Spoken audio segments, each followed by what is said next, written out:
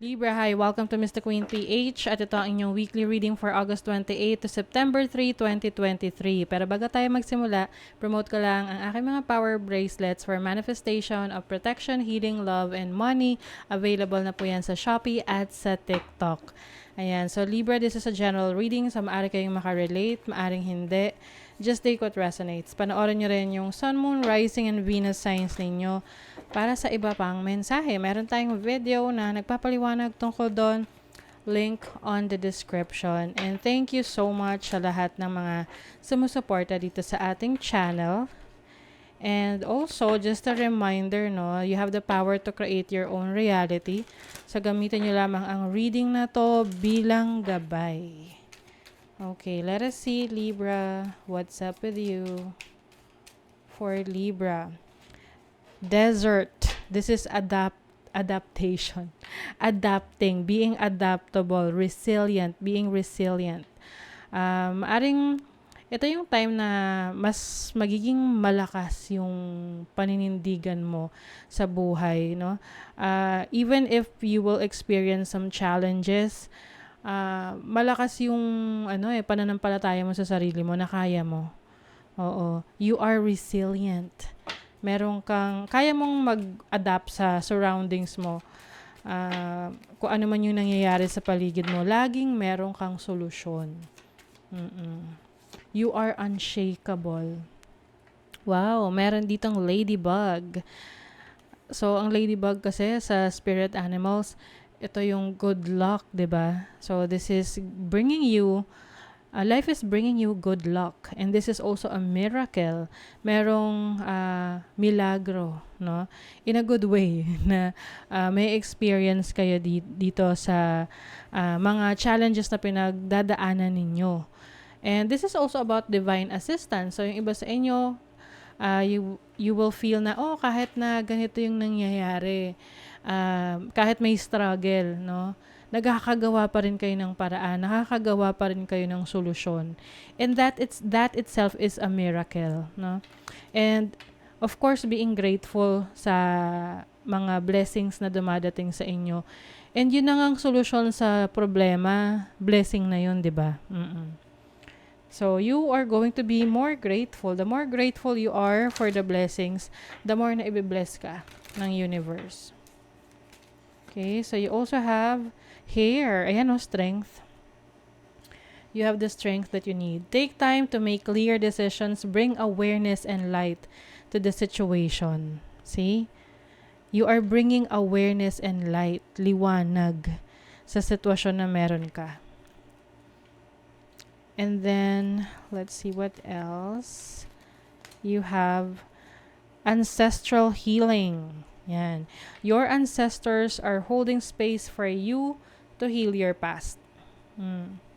So, yung mga experiences mo in the past na you felt na, it is painful, but yung mga mahal mo sa buhay, especially yung mga namayapa na, sila yung mga guides mo ngayon na tumutulong sila na ma-realize mo yung mga nangyari sa past, na mapatawad mo yung sarili mo sa mga mistakes or wrong decisions mo na akala mo ganun yun, but actually lahat naman ng mga mistakes natin, lahat ng actions natin, meron yang consequences, and yung consequences na yun yung nagbibigay sa atin ng lessons. Okay? So, let us see, ano yung overall energy ninyo, Libra. You have the Hanged Woman. So, this is a new perspective in your life. So, maaring may nagbabago sa pananaw nyo sa buhay. Mas naiintindihan nyo na yung situation. Mas nagiging kalmado kayo. Mas iniiwasan nyo yung mag-judge sa situation ninyo, sa situation ng iba. Kasi you're trying to put yourself in other people's shoes para at least you will have this feeling, no? Kung ano yung pakiramdam na nandun sa ganong klaseng sitwasyon. So, mas nagiging malawak yung pananaw nyo sa buhay ngayon. So, your challenge is the Ten of Pentacles. So, maaring merong nakita ko kaagad rito, maaring merong challenge sa pera related sa family ninyo. Pwedeng may agawan, may power struggle. Pwedeng merong nag-aagawan sa mana.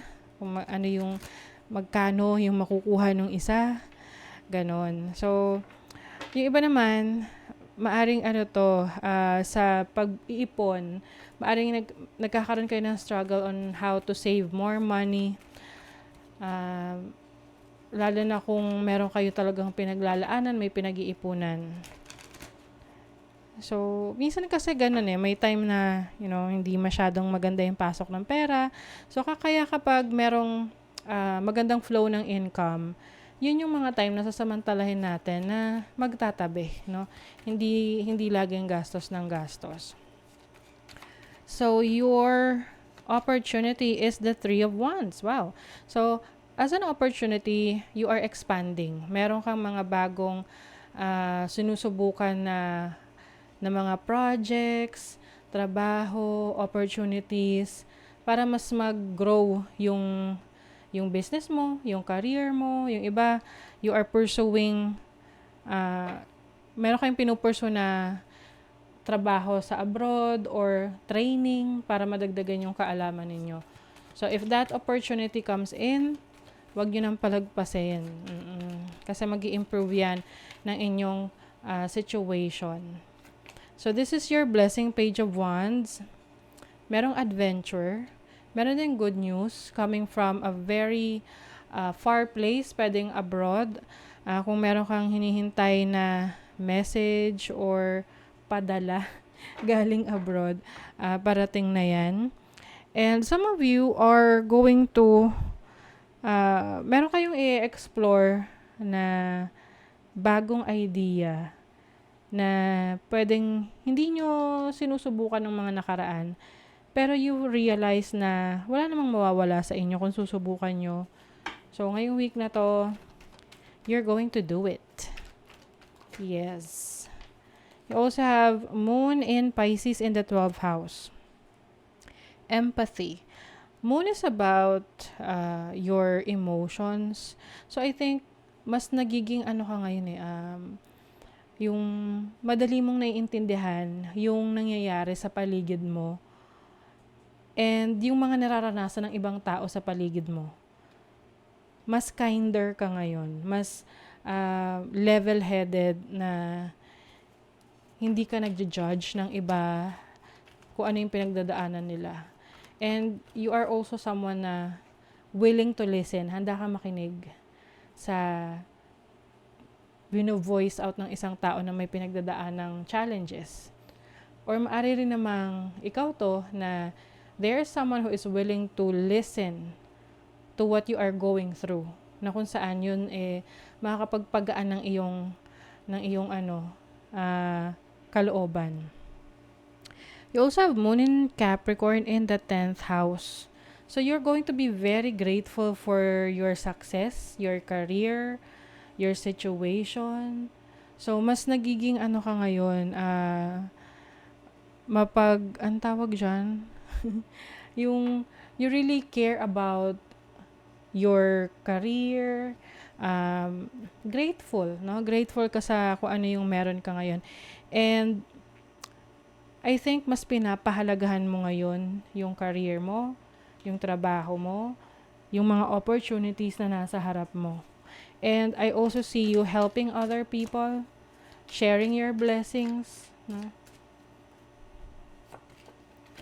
You have bird flying o meron talagang news na parating. May balita na parating sa inyo, Libra. A journey, either physical or mental. See, you're going on an adventure.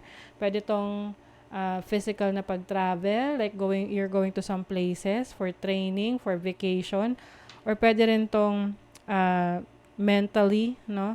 Meron kayong pag-aaralan, may mga bago kayong i-explore through through learning, no? Yung mga bagong knowledge. And then you are on the right path regarding some aspect of your life. Ayan. So, ito yung confirmation sa inyo. Kung sa tingin nyo, medyo naguguluhan kayo, anong landas yung tatahakin nyo?